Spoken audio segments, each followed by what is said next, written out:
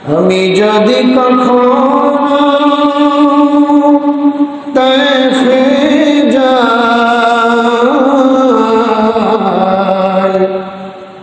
বলবো মাটিকে ডেকে নবীজির খুন ঝরলে কোথায়, বলে দাও তা আজ আমাকে,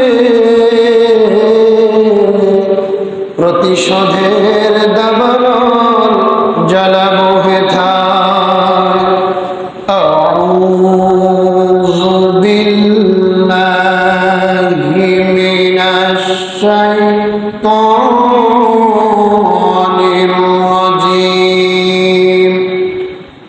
বিসমিল্লাহির রাহমানির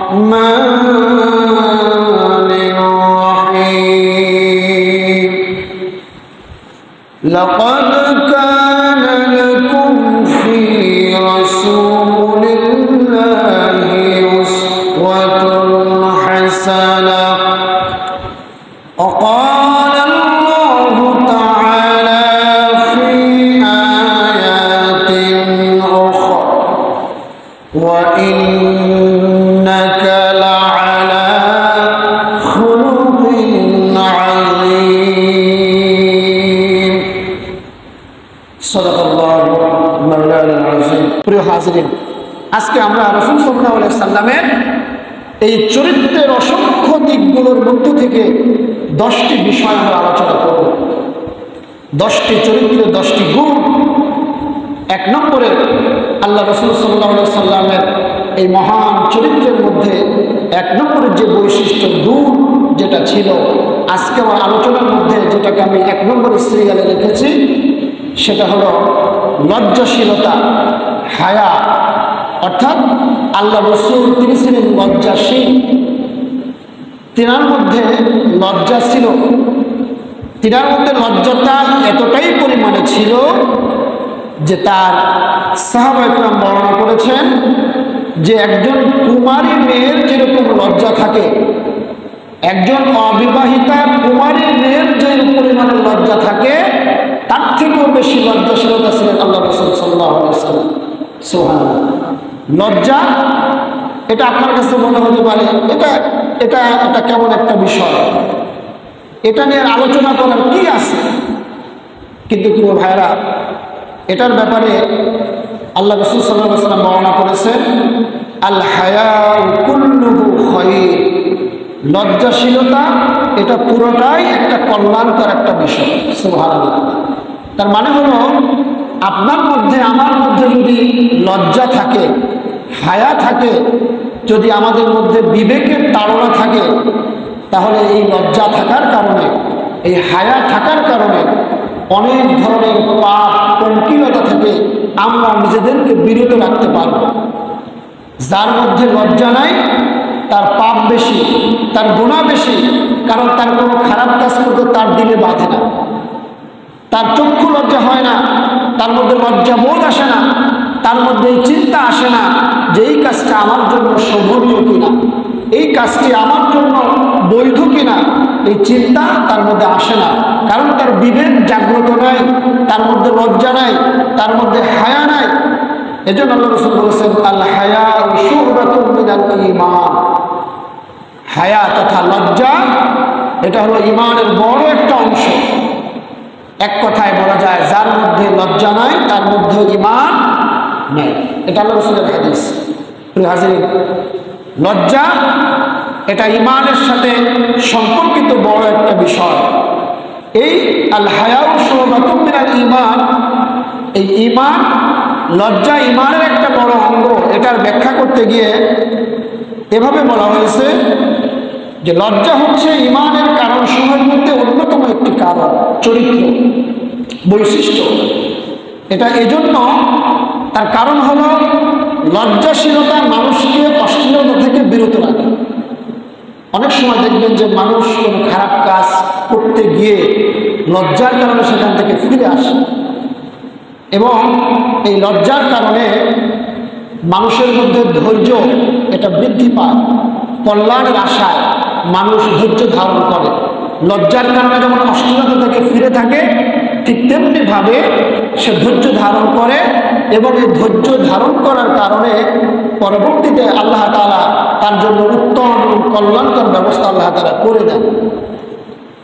যেমনভাবে ঈমান মানুষকে পাপ চালিতা থেকে বিরত রাখে, ঠিক তেমনিভাবে শরীয়তের আনুগত্য করতে উদ্বুদ্ধ করে। লজ্জা আমাদেরকে এই বিষয়গুলোতে সহযোগিতা করে। এ প্রসঙ্গে আব্দুল্লাহ ইবনে উমর রাদিয়াল্লাহু তাআলা তিনি বর্ণনা করেছেন, ইন্নাল হায়া ওয়াল ঈমান কুরিনান জামিআন ফাইযা রুফিআ আহাদুহুমা রুফিআল আখার। অর্থাৎ লজ্জা এবং ঈমান একত্রিত করে ফেলা হয়েছে, দুইটাকে এক করা হয়েছে। তার মানে হলো যদি একটা উঠে যায় তাহলে আরেকটাকে উঠিয়ে নেওয়া হয়। তার মানে কারোর মধ্যে যদি লজ্জা না থাকে তাহলে তার মধ্যে ঈমানও থাকে না। এটা একেবারে সহজ একটা বিষয়।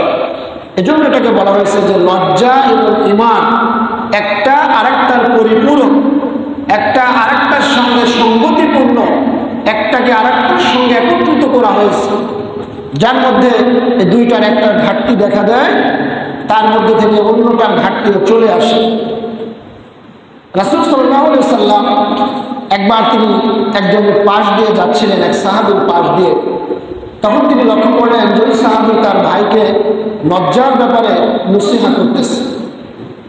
তখন আল্লাহ রাসূল সাল্লাল্লাহু আলাইহি সাল্লাম তাকে বললেন, তুমি তাকে তার উপরে ছেড়ে দাও, তুমি তাকে তার উপরে ছেড়ে দাও। তুমি যে সম্পর্ক তাকে গালাগাল করছো, ভৎসনা করছো, এটার ব্যাপারে যে ক্ষতি হবে, এই ক্ষতিটা যেন সে উপলব্ধি করতে পারে, এটার জন্য তুমি তাকে তার অবস্থার উপরে তাকে ছেড়ে দাও। প্রিয় হাজিরিন, তাহলে লজ্জার ব্যাপারে আল্লাহ রাসূল সাল্লাল্লাহু আলাইহি ওয়াসাল্লাম তিনি ছিলেন 100% ওয়াকিফ হাল। এ ব্যাপারে আল্লাহ রাসূল কখনো লজ্জাকে ঈমানের থেকে আলাদা করতে পারেননি। সুতরাং আমরা যারা রাসূলকে অনুসরণ করতে চাই, রাসূলের আদর্শ নিয়ে আমরা যারা বাঁচতে চাই, আমাদের মধ্যেও লজ্জাশীলতা রাখা দরকার আছে কি নাই? আছে কি না? অবশ্যই আছে।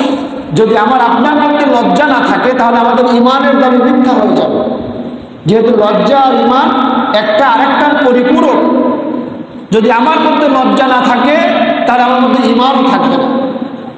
এই জন্য আমরা যদি রাসূলকে অনুসরণ করতে চাই, অনুকরণ করতে চাই, তাহলে রাসূলের চরিত্রের যে মৌলিক একটা দিক, একটা গুণ, সেটা হলো লজ্জাশীলতা।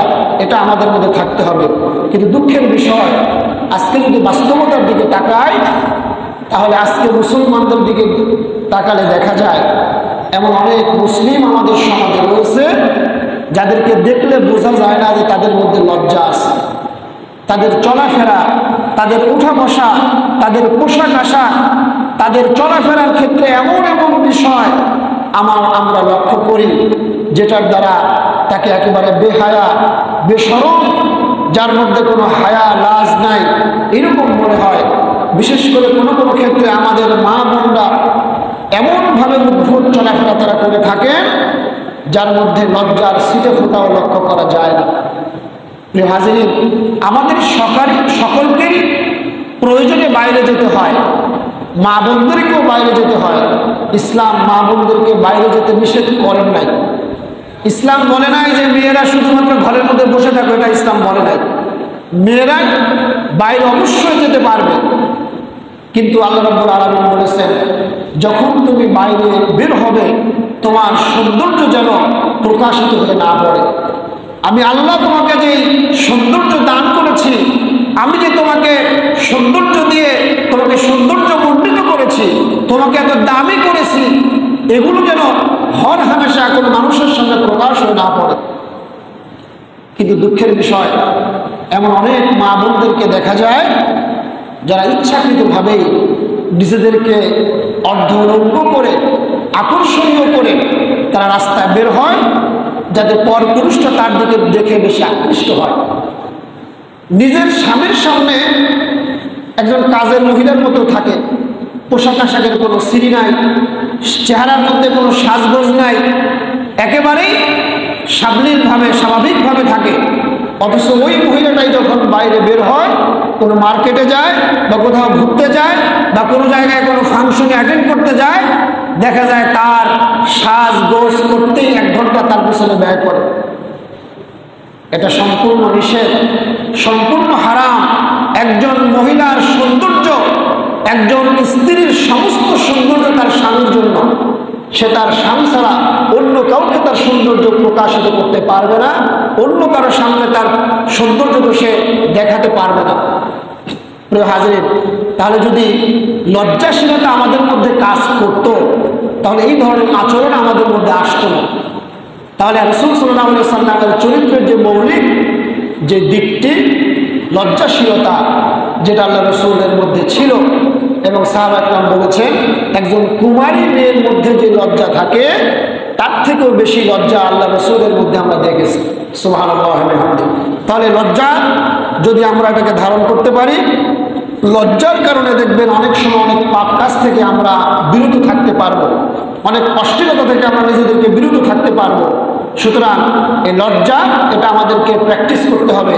যাদের মধ্যে এটার ঘাটতি রয়েছে, সেটা যে কোনো ক্ষেত্রেই হোক, চলাফেরার ক্ষেত্রে হোক, ওঠা বসা করার ক্ষেত্রে হোক, পোশাক আশাকের ক্ষেত্রে হোক, যে কোনো জায়গায় বেপরোয়া হওয়ার কোনো সুযোগ আল্লাহ তাআলা এবং আল্লাহ রাসূল মুমিনদেরকে দেন নাই।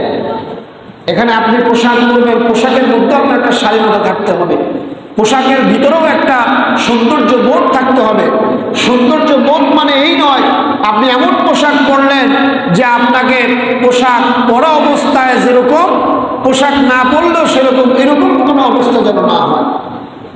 প্রিয় হাজরিন, তাহলে রাসূল সাল্লাল্লাহু আলাইহি ওয়াসাল্লামের 1 নম্বরের যেই চারিত্রিক গুণ লজ্জাশীলতা, এটা আমাদের মধ্যে জাগ্রত রাখতে হবে। আল্লাহ রাব্বুল আলামিন আমাদেরকে তৌফিক দিন, সকলে বলে আমিন। 2 নম্বরের যে গুণ, আমরা আজকে 10টি রাসূলের চরিত্রের 10টি মৌলিক গুণ নিয়ে আলোচনা করব। 1 নম্বরটা গেল। 2য় নম্বরে আল্লাহ রাসূলের মধ্যে যে গুণটা ছিল সেটা হলো সত্যবাদিতা, সত্য কথা বলা, সত্য পথে চলা। এটা কি মনে করেন শুধু আল্লাহ রাসূলের একার কাজ, না এটা প্রত্যেকটা মুমিনের কাজ? সত্য কথা বলা এটা কি আমাদের কাজ না? সত্যের পথে চলা এটা কি আমাদের দায়িত্ব না? সত্য কথা বলার ক্ষেত্রে আজকে আমরা কতটুকু আমরা এটাকে গ্রহণ করতে পারি, আমরা সত্যটা কতটুকু যাচাই করে সত্যবাদিতার উপরে টিকে থাকতে পারি, এটা আমাদের বাস্তব জীবন নিয়ে চিন্তা করলেই এটা আমাদের সামনে উন্মুক্ত হয়ে যাবে। প্রিয় হাজরিন, সত্যবাদিতা এটা হচ্ছে মহৎ একটি গুণ, এটা ঈমানের একটা অন্যতম সৌন্দর্য, একজন মুমিনের একটা অন্যতম সৌন্দর্য। কিন্তু দেখা যায় যে মানুষ সত্য বলার ক্ষেত্রে, এমন অনেক মানুষ আছেন সত্য বলার ক্ষেত্রে তিনি একটু কৌশলী হন, কৌশল অবলম্বন করেন, সরাসরি সত্য কথা বলতে চান না। কিছু মানুষ আছে সত্য না বলাটাকেই নিজের ক্রেডিট মনে করেন, স্মার্টনেস মনে করেন, যেই জায়গায় সত্য বললে এটা কেমন হয়ে যায়, এই সত্য কথা এখানে বলা ঠিক না। তিনি আবার মানুষকে বোঝান যে সত্য কথা সব জায়গায় বলতে নাই। নতুন ফতোয়া, নিজে নিজে নতুন ফতোয়া তৈরি করে আবার মানুষকে এটা বুঝান যে সত্য কথা সব জায়গায় বলতে হয় না। প্রিয় হাজরিন, সত্য কথা এটা একজন মুমিন হিসেবে, একজন মুমিন সে নিজে সত্য কথা বলবে না অথচ নিজেকে মুমিন দাবি করবে, এটা হতে পারে না। যিনি সত্যবাদী, যিনি সর্বদা সত্য কথা বলেন, মানুষ তাকে সর্বক্ষেত্রে গ্রহণ করে। আর যিনি মিথ্যা কথা বলেন, মানুষ জানে যে এই লোকটা কথা বললেই মিথ্যা কথা বলে, সুতরাং সেই মানুষটা কখনো মানুষের কাছে গ্রহণযোগ্য হতে পারে না। সত্যবাদিতা, এই যে যোগ্যতা, এই যে গুণ, এটা বিরাট বড় একটা নিয়ামত আমাদের জন্য। যদি আমরা এটাকে প্র্যাকটিস করতে পারি, এটা যদি আমরা আমাদের বাস্তব জীবনে যদি 100% ফলো করতে পারি, আপনি দেখবেন যে আপনার কাছে হয়তো বা পুঁজি নাই, আপনার কাছে দৌলত নাই, আপনার কাছে ক্ষমতা নাই, আপনার কাছে কোনো প্রভাব প্রতিপত্তি নাই, কিন্তু আপনার কাছে যদি এই সত্য নামক এই মহান গুণটা যদি থাকে, এই সত্যবাদিতার কারণে, সত্যবাদী হওয়ার কারণে আল্লাহ রাব্বুল আলামিন আপনাকে এমন এক মর্যাদা উন্নীত করবেন যা অন্য 10 জন মানুষ আপনার সেই মর্যাদা ছুঁতেও পারবে না। প্রিয় হাজরিন, সত্য কথা বলা, আল্লাহ রাসূল, আল্লাহ রাব্বুল আলামিন বলেছেন এই সত্য কথাটা, এই সত্যবাদিতা কিয়ামতের ময়দানে সত্যবাদীদেরকে এমন জান্নাতের মধ্যে প্রবেশ করাবে যে জান্নাতের নিচ দিয়ে আমি আল্লাহ রাব্বুল আলামিন ঝর্ণা ধারা প্রবাহিত করে রেখেছি। সুবহানাল্লাহ। আল্লাহ রাব্বুল আলামিন আরো বলেন, ইয়া আইয়ুহাল্লাযীনা আমানু তাকুল্লাহ ওয়া কুনু মা'আস সাদিকিন। আল্লাহ তাআলা একদিকে যেমন বললেন সত্যবাদিতা কিয়ামতের দিন তাদেরকে জান্নাতে পৌঁছে দিবে, আবার আল্লাহ রাব্বুল আলামিন দুনিয়ায় মুমিনদেরকে উদ্দেশ্য করে বললেন, ইয়া আইয়ুহাল্লাযীনা আমানু, হে বিশ্বাসীগণ, ইত্তাকুল্লাহ, তোমরা আল্লাহকে ভয় করো, ওয়া কুনু মা'আস সাদিকিন, আর তোমরা সত্যবাদীদের সঙ্গী হও। সুবহানাল্লাহ। ইত্তাকুল্লাহ ওয়া কুনু মা'আস সাদিকিন, এখানে দেখেন আল্লাহকে ভয় করার এই কথার সাথে সত্যবাদিতাকে জুড়ে দেওয়া হয়েছে। তার মানে হলো যিনি আল্লাহকে ভয় করেন তিনি সত্য কথা বলেন, ঠিক কিনা? আল্লাহকে ভয় করেন কিন্তু সত্য কথা বলেন না, এরকম হবে না। যিনি প্রকৃতপক্ষে আল্লাহকে ভয় করেন তার চারিত্রিক সৌন্দর্য হবে তিনি সত্যবাদী, তিনি কখনো মিথ্যার আশ্রয় নেন না।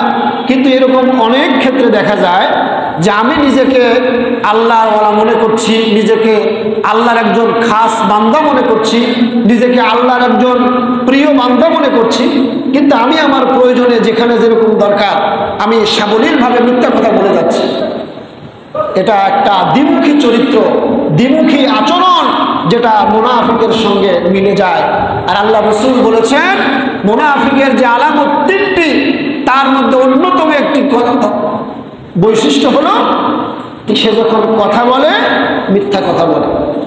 মুনাফিকের মূল আলামত তিনটি, অন্য হাদিসে এসেছে চারটি, তিনটি হাদিস বলা হয়েছে যে কথা বলে মিথ্যা বলে, ওয়াদা করলে ওয়াদা ভঙ্গ করে, আমানত রাখলে তার খেয়ানত করে। অন্য হাদিসে যে চারটা বৈশিষ্ট্য বলা হয়েছে সেখানে চতুর্থ নম্বর বৈশিষ্ট্য বলা হয়েছে যখন পরস্পর ঝগড়া বিবাদে লিপ্ত হয় তখন গালাগালি করে, খারাপ খারাপ শব্দ ব্যবহার করে আর এক মুসলমানকে গালি দেয়। এই রকমের ভাষা, মুখের ভাষা যাদের খারাপ, এটাও মুনাফিকের একটা অন্যতম আলামত, অন্যতম বৈশিষ্ট্য, চরিত্র। সুতরাং এগুলি থেকে আমাদেরকে ফিরে থাকতে হবে। প্রিয় হাজিরিন, আল্লাহ রাসূল তিনি কি কখনো মিথ্যা কথা বলতেন? একটু বলেন না, বলতেন? আল্লাহ রাসূল যখন নবী আনুষ্ঠানিক ঘোষণা আসেনি, যখন তিনি যুবক, যখন তিনি নবুয়ত প্রাপ্ত হিসেবে প্রচার হয়নি, যখন তার পরিচয় মুহাম্মদ ইবনে আব্দুল্লাহ, তখনকার সময়ে আরবের লোকেরা আল্লাহ রাসূলকে কি উপাধি দিয়েছিল বলেন তো?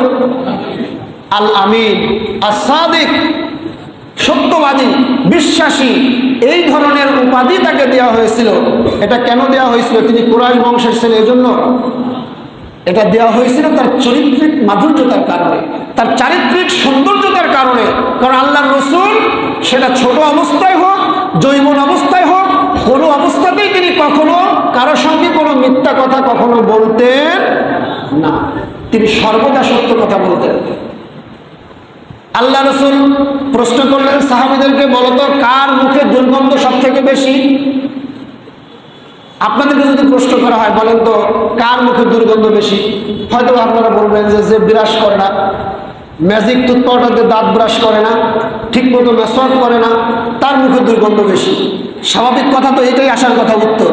কিন্তু আল্লাহ রাসূল বলেছেন যেই ব্যক্তি মিথ্যা কথা বলে তার কাছে রহমতের ফেরেশতারা পর্যন্ত থাকে না, তার মুখে এত দুর্গন্ধ হয় যে দুর্গন্ধটা আমরা বাহ্যিকভাবে আমরা টের পাই না, কিন্তু রহমতের ফেরেশতারা ঠিকই বুঝতে পারে। একটা মিথ্যা কথা বলার কারণে রহমতের ফেরেশতারা তার থেকে 40 হাত দূরে সরে যায়। তাই কত বড় মানে মারাত্মক একটা বিষয় মিথ্যা কথা বলাটা। কিন্তু এটাকে আমরা আমাদের একটা ফ্যাশন মনে করেছি। বন্ধু বন্ধুর কাছে ফোন দিয়েছি, বন্ধু কোথায় আছো? বন্ধু আছে মিরপুর, বললো আমি আছি সাভারে। বলে কি বলে না? এরকম বাস্তবতা আছে না নাই? এরপরে মনে করেন আপনার কাছে কেউ টাকা পাবে, পাওনাদার, আপনি আপনার সন্তানকে শিখাচ্ছেন সত্য মুক্তি দেয়, মিথ্যা ধ্বংস করে। আমরা শিখাই না আমাদের বাচ্চাদেরকে? শিখাই। কিছুক্ষণ পরে একজন পাওনাদার দরজায় কড়া নাড়ালো, এসে কি হলে চোখ দিয়ে দেখলো যে তার পাওনাদার দরজায় হাজির। এখন পাওনাদার থেকে বাঁচার জন্য এই ছোট্ট সন্তানকে বাবা বলতেছে, তুমি ওই তোমার চাচুকে বলো যে আব্বা বাড়িতে নাই, বাবা বাড়িতে নাই। আচ্ছা বলেন, যেই সন্তানকে আপনি এইমাত্র শিখালেন সত্য মুক্তি দেয়, মিথ্যা ধ্বংস করে, এই বাচ্চাকে আপনাকে প্রশ্ন করবে না যে আব্বা এইমাত্র আপনি আমাকে সত্য সত্য কথা বলতে শিখাইলেন, আবার এখন আপনি আমাকে মিথ্যা কথা শিখাচ্ছেন? তো সন্তান দরজা খুলে ওনাকে বলছে যে আব্বা বলছে আব্বা এখন বাড়িতে নেই, আব্বা বলছে আব্বা এখন বাড়িতে নাই। প্রিয় হাজিরিন, এটা আমাদের বাস্তব জীবনের কিছু চরিত্র, এটা আমাদের মধ্যে হর হামেশা আমরা এটা করে থাকি, এটাকে আমরা কিছু মনেই করি না। শুধু তাই নয়, মিথ্যা কথা যদি কেউ কাউকে তামাশা করেও বলে, হাসি তামাশা করে ঠাট্টার ছলেও যদি কেউ বলে, ওটাও মিথ্যা হিসেবে আল্লাহর দরবারে আপনার আমলনামায় লিখিত হয়ে যাবে। সুতরাং এই মিথ্যা থেকে আমাদেরকে বেঁচে থাকা দরকার আছে কি নাই? আল্লাহ রসুলের যে চরিত্রের দ্বিতীয় নম্বরের যে বৈশিষ্ট্য, সেটা হলো আল্লাহ রসুল সর্ব অবস্থায় তিনি সত্যবাদী ছিলেন। আপনি যত বড় বিপদে পড়েন না কেন, আপনি যত বড় মুসিবতে পড়েন না কেন, পাওনাদার আসুক আর যেই আসুক, আপনি যদি ইমানদার হন, আপনি যদি মুমিন হন, আপনি যদি রসুলের আদর্শিক সৈনিক হন, আপনি কখনো মিথ্যার আশ্রয় নেবেন না। এটা হলো আপনার ইমানের দাবি। আপনি নিজেকে ইমানদার দাবি করছেন, আবার মিথ্যা যেখানে যেরকম প্রয়োজন আপনি সেখানে বলতেছেন, মানুষের বিরুদ্ধে মিথ্যা সাক্ষী দিতেছেন, একজনের বিরুদ্ধে লাগানোর জন্য, আরেকজনকে হ্যায় প্রতিপন্ন করার জন্য, আরেকজনের সম্মানকে নষ্ট করবার জন্য নিজের মতো করে আপনি মিথ্যার সয়লাভ আপনি করতেছেন। কাল কিয়ামতের ময়দানে এই মিথ্যা আপনাকে জাহান্নামে দেওয়ার জন্য যথেষ্ট। কারণ আল্লাহ রাসূল বলেছেন, আল কিযবু উম্মুজ যুনুব, মিথ্যা সকল পাপের মূল, সমস্ত পাপের মা হচ্ছে মিথ্যা। এই মিথ্যা থেকে একটা পাপ শুরু হয়। আপনি আজকে একটা মিথ্যা কথা বলবেন একটা ঘটনাকে ধামাচাপা দেওয়ার জন্য। আপনারা কি মনে করেন বিগত দিনে, বিগত 15 বছরে যে সমস্ত মজলুমদেরকে বিভিন্ন মিথ্যা মামলা দিয়ে তাদেরকে রিমান্ডে নিয়ে কারাগারে নির্যাতন করে এমনকি ফাঁসির মঞ্চ পর্যন্ত চড়ানো হয়েছে, তাদের বিরুদ্ধে কি মিথ্যা সাক্ষী দেওয়া হয় নাই? 100% মিথ্যা সাক্ষীর মাধ্যমে তাদের মামলাগুলোকে ভিন্ন খাতে প্রবাহিত করে প্রত্যেকটা মজলুমকে কারাগারে রেখে দিনের পর দিন তাদেরকে কষ্ট দেওয়া হয়েছে। যারা এই যে মিথ্যা সাক্ষীগুলো দিয়েছে, কিয়ামতের ময়দানে আল্লাহ রাব্বুল আলামিনের ফেরেশতারা তাদের জন্য জাহান্নামের কেসিং অপেক্ষা করতেছে, তাদের জিহ্বাকে কর্তন করার জন্য। আপনি আজকে দুনিয়ার সামান্য একটু ক্ষমতার জন্য, আপনার ক্ষমতার মস্তককে দীর্ঘায়িত করার জন্য, আপনার ভিন্ন মতের লোকদেরকে শায়েস্তা করার জন্য আপনি মিথ্যা সাক্ষী ভাড়া করে তাদের বিরুদ্ধে সাক্ষ্য দিয়ে তাদেরকে আপনি হেনস্থা করতেছেন। কাল কিয়ামতের ময়দানে এর চূড়ান্ত জবাব আপনাকে আল্লাহর দরবারে দিতে হবে। সুতরাং সাবধান, মিথ্যা কথা বলার আগে অন্তত আমাদের এই বিষয়গুলো মাথায় রাখা দরকার। সত্যবাদিতা এটা হচ্ছে বড় একটা গুণ। হযরত আব্দুল্লাহ ইবনে মাসউদ রাদিয়াল্লাহু তাআলা আনহু বলেছেন, وعن عبد الله بن مسعود رضي الله تعالى عنه قال عليكم بالصدق فإن الصدق يهدي إلى البر وإن البر يهدي إلى الجنة। হযরত আব্দুল্লাহ ইবনে মাসউদ বলেন, সত্যবাদিতা হলো এটা একটা বড় মহৎ জিনিস, এজন্য তোমাদের সর্ব অবস্থায় সত্যবাদী হওয়া উচিত। কারণ ফাইন্নাস সিদকা ইয়াহদি ইলাল বিরর, সত্য তোমাকে ভালো কাজের দিকে নিয়ে যাবে, পুণ্যের দিকে নিয়ে যাবে। ওয়া ইন্নাল বিররা ইয়াহদি ইলাল জান্নাহ, আর তুমি যখন এই পুণ্য কাজগুলো করবে, ভালো কাজ করবে, এই ভালো কাজগুলো তোমাকে জান্নাতের দিকে নিয়ে যাবে।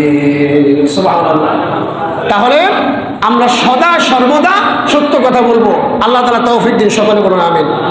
2 নম্বর পয়েন্ট গেল। 3 নম্বর পয়েন্ট হলো আমানতদারিতা। আল্লাহ রসুল তিনি আমানতদারি ছিলেন নাকি আমানতের খেয়ানত করছেন? আল্লাহ রসুল কি আমানতের খেয়ানত করছেন? নাউযুবিল্লাহ, আল্লাহ রসুল আমানতের খেয়ানত করেন নাই, বরং আল্লাহ রসুল আমানতদারিতার একটা উজ্জ্বল দৃষ্টান্ত স্থাপন করেছেন হিজরতের রাতে।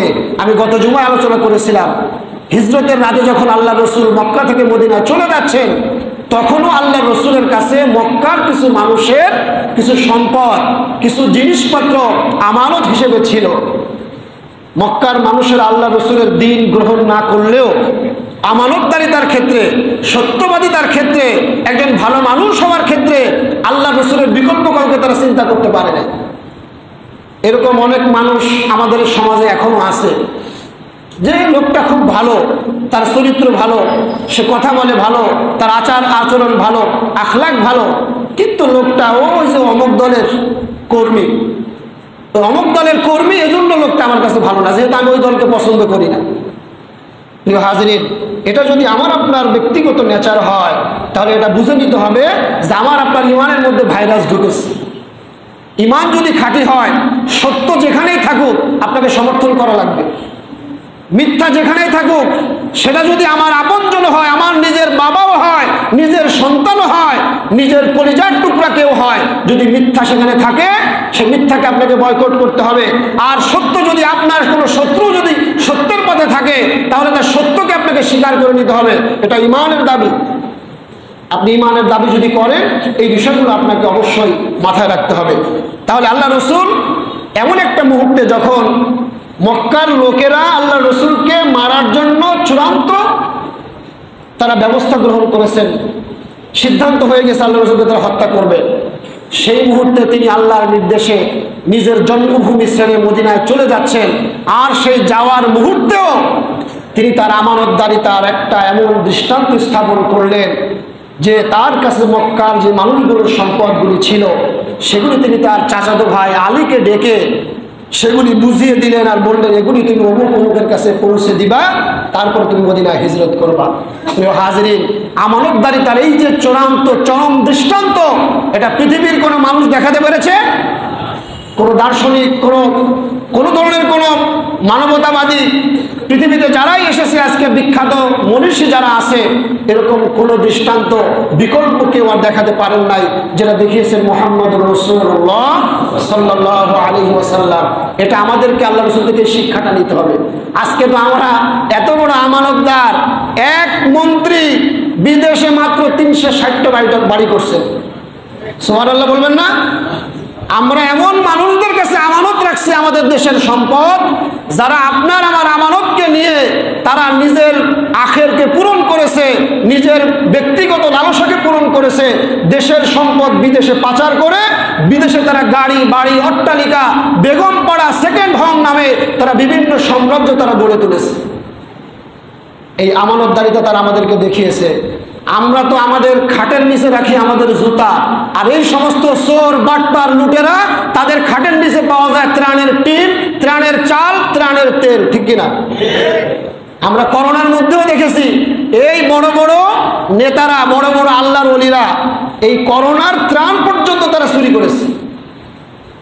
তাহলে প্রিয় হাজিরিন, এই যে আমানতদারিতা, এই আমানতদারিতা রক্ষা করার জন্য ওই জায়গায় এমন মানুষ পাঠানো দরকার যারা আল্লাহওয়ালা, যারা মুত্তাকি, যাদের মধ্যে তাকওয়া আছে, যারা সত্যবাদী, যারা আমানত যারা রক্ষা করতে জানে, এই সমস্ত যোগ্যতা সম্পন্ন ব্যক্তিদেরকে ওই জায়গায় পাঠান, তাহলে আপনার কোনো একটা টাকাও তসরুফ হবে না ইনশাআল্লাহ। কিন্তু আমরা তো এই জায়গায় ভুল করি। আমরা একজন মসজিদের ইমাম নিয়োগ দেওয়ার জন্য বিশাল এক কমিটি বসে, এরপরে তাকে যাচাই বাছাই করে প্রয়োজন হলে ম্যাগনিফাইং গ্লাস দিয়ে তাকে ভালো করে পর্যবেক্ষণ করে হুজুরের কোন দিকে কোনো ত্রুটি আছে কিনা, কোনো বিচ্যুতি আছে কিনা।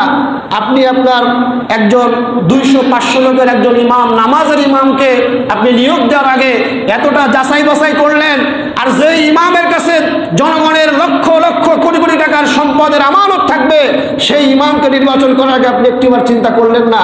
আপনার বিবেকের মধ্যে কি শয়তান প্রস্রাব করে দিল? কিয়ামতের দিন আল্লাহর কাছে জবাব দিতে হবে।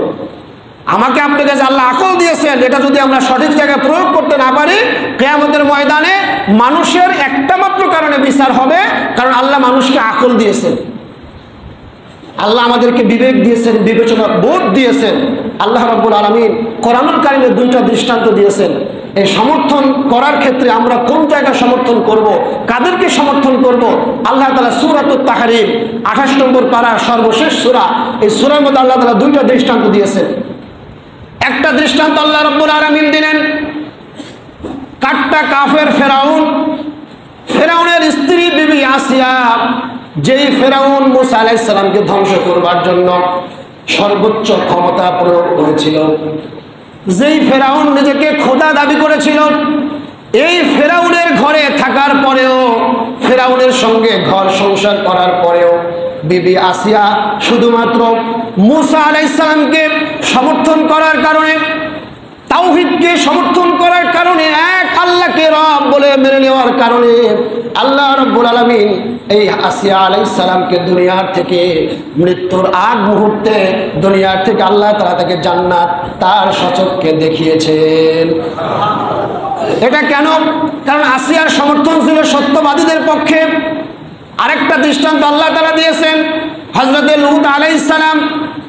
হযরতে লূত আলাইহিস সালাম তিনি একজন আল্লাহর পয়গম্বর, একজন আল্লাহর নবী, কিন্তু তার স্ত্রী তার সঙ্গে সংসার করার পরেও, তার সন্তানগুলি তার গর্ভে ধারণ করার পরেও, এক জায়গায় ঘরকন্যা করার পরেও, নবীর স্ত্রী হওয়ার পরেও মিথ্যাবাদীদের পক্ষে সমর্থন থাকার কারণে আল্লাহ রাব্বুল আলামিন দুনিয়ার থেকেই তাদেরকে, সেই লূত আলাইহিস সালামের স্ত্রীকে জাহান্নামের গ্যারান্টি দিয়ে দিলেন।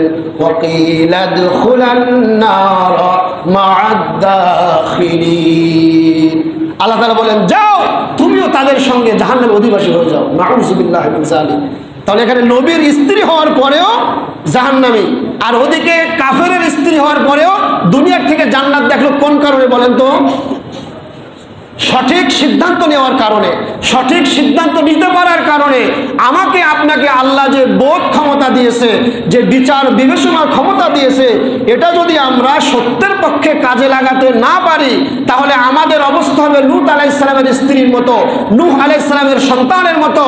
আর আমরা যদি মূসা আলাইহিস সালামের উপরে, সত্যবাদের উপরে যদি আমাদের সমর্থন থাকে, মুহাম্মদ সাল্লাল্লাহু আলাইহি সাল্লামের উপর যদি আমাদের সমর্থন থাকে, ইসলামের পক্ষে যদি আমাদের সমর্থন থাকে, তাহলে যেমন আল্লাহ তাআলা আসিয়ার ব্যাপারে আল্লাহ সিদ্ধান্ত নিয়েছেন, আমাদের ব্যাপারেও আল্লাহ রাব্বুল আলামিন ওই রকমের সিদ্ধান্ত নেবেন। তাহলে এখন বাস্তবতা হলো, আমরা যদি ওইভাবে সিদ্ধান্ত নিতে না পারি, আমরা অনেক ক্ষেত্রে দেখা যায় ভাই 200, 500, 1000 টাকা একটা ছাগলও কিনতে পাওয়া যায় না, কিন্তু আমাদের দেশে যখন নির্বাচন হয় 500 টাকা একজন মানুষ বিক্রি হয়ে যায়, একজন মানুষের ইমান বিক্রি হয়ে যায় 500 টাকা। কি গ্রামে এরকম অনেক মুরব্বী আছে, এক প্যাকেট সোনালী বিড়ি ধরাই দিলে ভোটটা সে কিনে নিতে পারে। আপনি একজন মানুষ, আশরাফুল মাখলুকাত, আপনি নিজেকে এত ছোট কিভাবে করতে পারেন?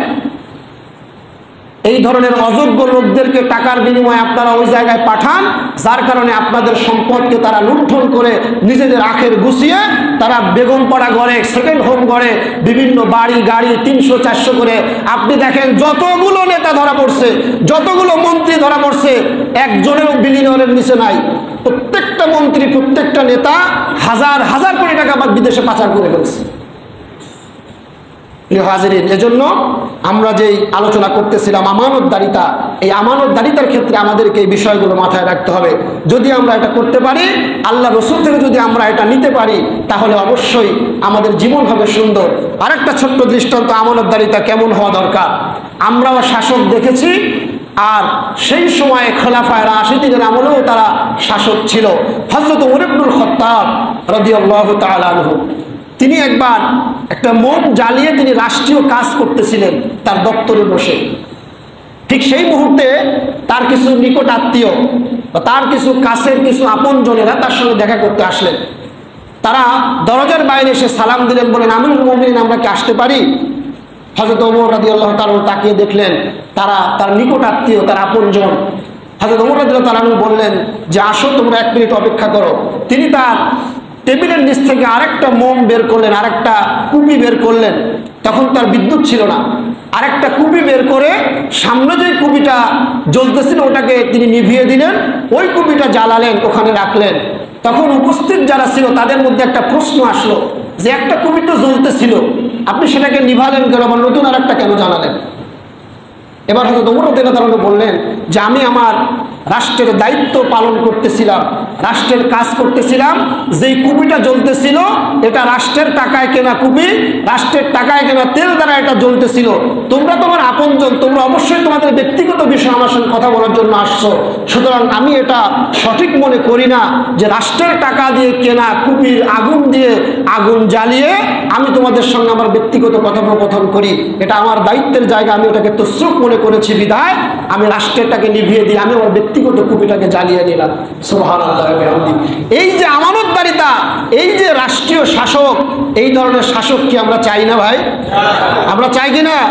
তাহলে এই ধরনের শাসক যদি আমরা চাই, তাহলে যেই মানুষটার মধ্যে চারিত্রিক গুণাবলীগুলো আছে, এই আমানতদারিতা আছে, সত্যবাদিতা আছে, লজ্জাশীলতা আছে, এই ধরনের চারিত্রিক বৈশিষ্ট্য যে মানুষগুলোর মধ্যে আছে, এই মানুষগুলোকে আপনারা ধরে ধরে ওই জায়গায় পাঠিয়ে দেন, দেখবেন আপনার দেশটা একটা সোনার দেশে পরিণত হয়ে যাবে ইনশাআল্লাহ। প্রিয় হাজিরিন, তাহলে এই বিষয়গুলো আমাদের মাথায় রাখতে হবে। আল্লাহ তাআলা তৌফিক দিয়ে সকলে বলি আমিন। 4 নম্বরে ন্যায় পরায়ণতা। আল্লাহ রসুলের চরিত্রের মধ্যে একটা গুরুত্বপূর্ণ বিষয় ছিল ইনসাফ, ন্যায় পরায়ণতা, সঠিক বিচার। আজকালকার সমাজে তো সঠিক বিচার পাওয়া দুষ্কর। এমপির ছেলে, মন্ত্রীর ভাগিনা, অমুকের অমুক, তমুকের জ্যাঠাতো ভাই, এই রিস্তার দোহাই দিয়ে দিয়ে দেশটাকে আজকে ধ্বংস করে ফেলছে। আজকে একটা সামান্য একজন দেশের প্রধানমন্ত্রী তিনি যদি বলেন যে আমার বাড়ির পিয়ন সেও 400 কোটি টাকার মালিক, তাহলে বুঝতে হবে পিয়ন যেহেতু 400 কোটি টাকার মালিক হয়েছে, এর পিছনে ওনার মনিবের হাত আছে না নাই? পিয়ন টাকা কোথায় পেল? অবশ্যই তার মনিবের হাত আছে। তাহলে পিয়ন যদি 400 কোটি টাকার মালিক হয়, সে যদি হেলিকপ্টার ছাড়া না চলতে পারে, তার মনিব অবশ্যই আরো বড় গডফাদার, সে অবশ্যই 4000 কোটি টাকার মালিক, আরো হাজার হাজার কোটি টাকা তার মধ্যে লুকায়িত আছে। সুতরাং এই ধরনের ন্যায়পরায়ণতাহীন শাসক গোষ্ঠী আমরা আর বাংলাদেশের মস্তকে দেখতে চাই না। আমরা এমন শাসক দেখতে চাই যারা নিজেদের সুখকে বিসর্জন দিয়ে, নিজেদের সুবিধাগুলোকে বিসর্জন দিয়ে সাধারণ মানুষের জন্য যারা কাজ করবে, যারা নিজেদের অবস্থার কথা চিন্তা না করে শুধুমাত্র আল্লাহকে ভয় করে, আল্লাহর কথা স্মরণ করে, দুনিয়ার কোনো লোভ লালসায় মত্ত না হয়ে, মোহে না পড়ে, শুধুমাত্র আল্লাহকে ভয় করে তারা কাজ করবে, এমন শাসক আমরা চাই। প্রিয় হাজিরিন, ন্যায় বিচার, এটার ক্ষেত্রে আল্লাহ রসুল তিনি ইনসাফ প্রতিষ্ঠা করেছেন। ছোট্ট একটি ঘটনা আপনাদেরকে বলি। মদিনায় নতুন ইসলামিক রাষ্ট্র যখন গঠন হলো, মদিনার একটা নাম করা বংশ ছিল বনু মখজুমিয়া গোত্র। এই বনু মখজুমিয়া গোত্রের একটা মহিলা তিনি চুরির অপরাধে ধরা পড়লেন। চুরির অপরাধে ধরা পড়ার পরে তার চুরির শাস্তি হলো, আল্লাহর বিধান কি বলেন তো? চোরের শাস্তি কি বলেন তো? হাত কেটে দেওয়া। আল্লাহ রসুল সিদ্ধান্ত নিলেন তার হাত কেটে দিবেন। নেতৃস্থানীয় সাহাবা ইকরাম যারা একটু সিনিয়র পার্সন, তারা এক জায়গায় বসে একটা মিটিং করলেন যে নতুন একটা রাষ্ট্র সবেমাত্র গঠন হয়েছে, এখনো অনেক ধরনের সমস্যা চতুর্দিকে বিরাজমান। এই মুহূর্তে যদি আল্লাহ রসুল এত বড় একটা নামি দামি গোত্রের মেয়ে, একটা প্রভাবশালী গোত্রের মেয়ে, তার যদি হাত কেটে দেন, তাহলে এই রাষ্ট্রের উপরে একটা সার্বভৌমত্বের উপরে একটা হুমকি আসতে পারে, একটা বিশৃঙ্খলা হতে পারে। এই চিন্তা করে তারা চাইলেন আল্লাহ রসুলের কাছে একটা অনুরোধ করবেন, একটা প্রস্তাব পাঠাবেন যেন শাস্তিটা একটু কমানো হয়। কিন্তু এই কথাটা আল্লাহ রসুলকে কে বলবেন, এটা বলার সাহস কোনো সাহাবি পাচ্ছেন না। সর্বশেষ ছোট্ট সাহাবি হযরত জায়েদ ইবনে উসামা ইবনে জায়েদ রাদিয়াল্লাহু তাআলা আনহু, এই উসামাকে আল্লাহ রসুল খুব আদর করতেন, ভালোবাসতেন। এই উসামাকে সাহাবা ইকরাম বলল যে উসামা, তোমাকে তো আল্লাহ রসুল খুব ভালোবাসে, পছন্দ করে, তুমি আমাদের এই প্রস্তাবটা আল্লাহ রসুলের কাছে একটু দাও। প্রিয় হাজিরিন, ছোট্ট উসামা যখন আল্লাহ রসুলের কাছে প্রস্তাবনাটা নিয়ে গেলেন, ইয়া রাসূলুল্লাহ, ইয়া হাবিবাল্লাহ, সিনিয়র সাহাবীরা একটা পরামর্শ করেছে, আপনার কাছে একটা প্রস্তাবনা পাঠিয়েছে। এই মুহূর্তে যদি আপনি এই বনু মখজুমিয়া গোত্রের নারীর হাত আপনি কেটে দেন চুরির অপরাধে, নতুন গঠিত ইসলামিক রাষ্ট্র মদিনা, এখানে নানান ধরনের বিশৃঙ্খলা হতে পারে, নানান ধরনের সমস্যা হতে পারে। এই জন্য সাহাবা ইকরাম অনুরোধ করেছেন এই মহিলার শাস্তিটা যেন আপনি একটু কমিয়ে দেন। প্রিয় হাজিরিন, আল্লাহর রসুল ব্যক্তিগতভাবে যত জায়গায় নির্যাতনের শিকার হয়েছেন, কোথাও তিনি রাগ হন নাই, তিনি রাগ দেখান নাই, তিনি আল্লাহর কাছে বদদুয়া করেন নাই। কিন্তু যেখানে আল্লাহর বিধান লঙ্ঘিত হয়েছে সেখানে আল্লাহ রসুল চুপ থাকেন নাই। উসামার মুখে কথা শোনার সঙ্গে সঙ্গে আল্লাহ রসুলের চেহারা মোবারক রক্তবর্ণ হয়ে গেল, চোখ দুটো যেন ঠিকরে বের হতে চাইল। তিনি রাগে গুসায় ফেটে পড়লেন, ডেকে বললেন, এমন দুঃসাহস তোমরা কে দেখাতে পারলে? আমাকে আল্লাহর বিধানের ব্যাপারে স্যাক্রিফাইস করতে বলেছো, কম্প্রোমাইজ করতে বলেছো। তোমরা তো বলতেছো বনু মখজুমিয়া গোত্রের নারী, এখানে যদি আমার কন্যা ফাতেমাও হতো, আমি রসুল তার হাত কাটতে একটা মুহূর্ত আমি দ্বিধা করতাম না। তাহলে আল্লাহ রসুল ন্যায় এবং ইনসাফের যে দৃষ্টান্ত প্রতিষ্ঠা করেছেন, এরকম দৃষ্টান্ত কি আমাদের সমাজে আজ দেখা যায়? আজকে নেতার ছেলে হওয়ার কারণে, মন্ত্রীর ভাগিনা হওয়ার কারণে তার সামনে আর কোনো আইন সামনে আর কাজ করে না। থানার ওসি, ডিসি সব তার পকেটে থাকে, তাকে যাকে তাকে যেখানে সেখানে অপমান করতে পারে, গায়ে হাত পর্যন্ত তুলতে পারে। আমরা অতীতে দেখেছি এরকম অনেক নেতার ছেলে, ভাগনা, চাচা, ভাতিজা অনেক বড় বড় অফিসারদের গায়ে হাত পর্যন্ত তুলেছে। এটা কেন হয়েছে? ন্যায় বিচার না থাকার কারণে। সুতরাং আজকে যদি সমাজে, রাষ্ট্রে যদি ন্যায় বিচার প্রতিষ্ঠা হয়, তাহলে দেখবেন রাষ্ট্রটা একটা সোনালী রাষ্ট্রে পরিণত হয়েছে, একটা কল্যাণময় রাষ্ট্রে পরিণত হবে প্রিয় ভাইয়েরা। আর এই কল্যাণ, এটা আমরাও এটার অংশীদার হব, এটার সুখ, এটার যে স্বাদ, এটা আমরাও অনুধাবন করতে পারবো। সুতরাং আসুন আমরা এমন মানুষদেরকে বিচারক বানাই, এমন মানুষদেরকে আমরা শাসনের জায়গায় বসাই যারা এই ন্যায় ইনসাফগুলো তারা প্রতিষ্ঠা করতে পারবে। আল্লাহ রাসূল বলেছেন বিচারক তিন প্রকার। কিয়ামতের ময়দানে বিচারকদেরকে তিন ভাগে ভাগ করা হবে। তার মধ্যে 2 ভাগ যাবে জাহান্নামে, 1 ভাগ যাবে জান্নাতে। 3 ভাগের মধ্যে 1 ভাগ বিচারক হলো যারা একটা মামলা বুঝে, সে মামলাটা বুঝে, মামলাটার হিস্টোরি ভালো করে জেনে, বুঝে শুনে এটা রায় দিলে কি হতে পারে এটা অনুধাবন করে তিনি মামলার সঠিক রায় দিয়েছেন। এটা হলো এক প্রকারের বিচারক। এবং এই বিচারককে আল্লাহ তাআলা কিয়ামতের ময়দানে আল ইমামুল আদিল বলে তাকে সম্মানিত করবেন, আরশের নিচে ছায়া দিবেন এবং আল্লাহ তাকে বিনা হিসেবে জান্নাত দিবেন। সুবহানাল্লাহ। আর 2 প্রকারের বিচারক হলো, এক প্রকারের বিচারক যারা মামলা বুঝে নাই, মামলার হিস্টোরি জানে না, না জেনে না বুঝে মিথ্যা রায় দিয়ে দিল। আর এক প্রকারের বিচারক মামলা বুঝে, মামলার হিস্টোরি জেনে, মামলা কার বিরুদ্ধে কে করেছে, বাদী দোষী না বিবাদী দোষী, এটা জেনে বুঝে মিথ্যা প্রহসনের বিচার করে বিভিন্ন লোভে, দুনিয়ার কোনো স্বার্থে মিথ্যা রায় দিয়ে একজন নির্দোষ মানুষকে দণ্ড দিল, তাকে কারাদণ্ড দিল, তাকে ফাঁসির আদেশ দিল, বা যে কোনো দণ্ড শোনালো, এই বিচারক কাল কিয়ামতের ময়দানে আল্লাহ তাকে জাহান্নামে পাঠিয়ে দেবেন। তাহলে আজকে যারা এই বিচার কার্যে, যারা অতীতে যারা ছিলেন, যারা এমন অনেক নির্দোষ মানুষদেরকে রায় দিয়েছেন, আমি গত 2 দিন যাবৎ একজন বড় মুরব্বী আলেম কওমি অঙ্গনের তার কিছু কথা শুনতেছিলাম, একটা ভিডিও ভাইরাল হয়েছে খুব। তিনি বলতেছিলেন বিগত সময়ে জামাত ইসলামের যে নেতাগুলোকে ফাঁসি দেওয়া হয়েছে, প্রত্যেকটা রায় এটা ছিল মিথ্যা রায়, এটা ছিল মিথ্যা মামলা, তাদেরকে ফাঁসি দেওয়া হয়েছে। তাহলে এই কথাগুলো এখন বের হচ্ছে, তখন অনেক কারণে মানুষ কথা বলতে পারে নাই, অনেকে বলতে চেয়েছে কিন্তু বলতে পারে নাই, কারণ সকলের সামনেই একটা খোঁটা ঝোলানো ছিল, একটা জুজুর ভয় ছিল। ওই যে অনেকে আমরা বৃহত্তর ফরিদপুর অঞ্চলের মানুষ, আমাদের অঞ্চলে একটা কথা বলে যে ভাসুরের নাম জানে কিন্তু মুখে আনা নিষেধ ছিল। সুতরাং এই জন্য কেউ অনেকে ভাসুরের নাম মুখে বলতে পারে নাই। কিন্তু আজকে আর সেই ভয় নাই, আজকে সবাই উন্মুক্তভাবে কথা বলছে, সত্য কথাটা আজকে বেরিয়ে আসতেছে। বিগত 15 বছরে যত রাজনৈতিক মামলা হয়েছে, ভিন্ন মতের উপরে যত দমন পীড়ন হয়েছে, তার মধ্যে 100%-এর মধ্যে 100% গুলো ভুয়া এবং মিথ্যা মামলা ছিল। শুধুমাত্র রাজনৈতিকভাবে হেনস্থা করার জন্য, ভিন্ন মতকে দমন করার জন্য, নিজের আসনকে পাকাপোক্ত করবার জন্য এটা উদ্দেশ্যমূলকভাবে রায়গুলো দেওয়া হয়েছে। যে সমস্ত বিচারপতিরা রায়গুলো দিয়েছেন, কাল কিয়ামতের ময়দানে আপনাদেরকে অবশ্যই আল্লাহর দরবারে আসামির কাঠগড়ায় দাঁড়াতে হবে। আমাদের একজন প্রিয় আলোচক মুফতি আমির হামজা, তিনি সেদিন বলতেছিলেন যে আমাকে আমার বিগত মামলা থেকে বেকসুর খালাস দেওয়া হয়েছে। তা আমি ওই বিচারককে বলতে চেয়েছিলাম যে এর আগের হাজিরাগুলোতেই তো আপনিই ছিলেন, তখন বলছেন যে মামলা, আমাকে একটা মামলার জন্য 33 বার পর্যন্ত কোর্টে এনেছেন, অথচ এখন বলতেছেন এগুলি কোনো মামলা না, এগুলি টিকবে না। আপনি এখন রায় আমাকে খালাস দিয়ে দিলেন, অথচ এর আগে আমার এক মামলার জন্য আমাকে একাধিকবার আপনি এজলাসে হাজির করিয়েছেন। এটা কেন করলেন? প্রিয় হাজিরিন, এই যে বিষয়গুলো আপনি বুঝে করেন না বুঝে করেন, আপনি যদি সত্যের সঙ্গে আপোষ, মিথ্যার সঙ্গে যদি আপোষ না করতে পারেন, আপনি যদি সত্যের উপরে টিকে থাকতে চান, আপনি প্রয়োজনে চাকরি ছেড়ে দেন, রিজিকের মালিক আল্লাহ, আপনার রিজিকের ব্যবস্থা আল্লাহ করে দিবেন। আপনি মিথ্যার সঙ্গে আপোষ করে যদি আপনি মিথ্যা মামলার রায় দেন, কাল কিয়ামতের ময়দানে অবশ্যই আল্লাহ আপনাকে পাকড়াও করবেন। শুধু কিয়ামতের ময়দানে পাকড়াও নয়, দুনিয়ার জমিনেও পাকড়াও হবে। এটা হয়েছে বাস্তবতা, আপনারা দেখেছেন। নাম বলতে হবে।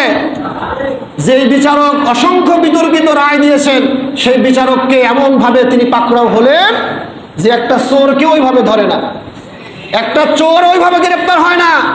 এটার থেকে অন্যরা শিক্ষা নেন, সামনের দিনগুলির জন্য শিক্ষা নেন। আপনিও যদি ওই ভূমিকা অবতীর্ণ হন, আপনার অবস্থা ওর থেকে আরো খারাপ হতে পারে।